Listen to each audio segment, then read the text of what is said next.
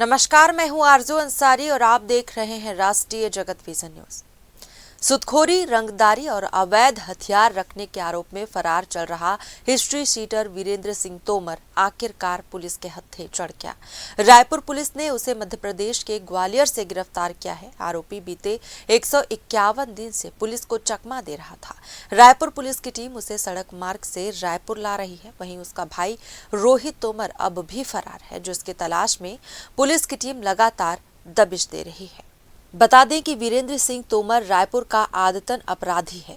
वो अपने छोटे भाई रोहित तोमर और परिवार के अन्य सदस्यों के साथ मिलकर सुदखोरी का कारोबार करता था। आरोप है कि ये गिरोह कर्जदारों से मूलधन से कहीं अधिक ब्याज वसूलता था और पैसे नहीं देने पर मारपीट और धमकी देता था।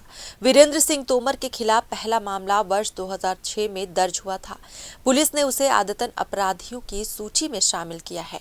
अब तक उसके खिलाफ 6 से अधिक प्रकरण दर्ज हो चुके हैं, जिनमें मारपीट, उगाही, चाकूबाजी, ब्लैकमेलिंग और आर्म्स एक्ट के मामले शामिल हैं।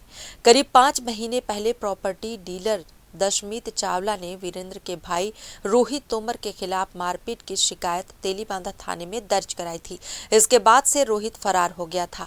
रोहित के फरार होने के बाद वीरेंद्र ने भी गायब होकर पुलिस की पकड़ से बचने की कोशिश की। पुलिस जब वीरेंद्र के घर पहुंची तो वहां से अवैध हथियार बरामद हुआ। इसके बाद पुलिस ने उसके खिलाफ आर्म्स एक्ट के तहत FIR दर्ज की थी। अब रायपुर पुलिस अधिकारी उसकी गिरफ्तारी का औपचारिक खुलासा करेंगे।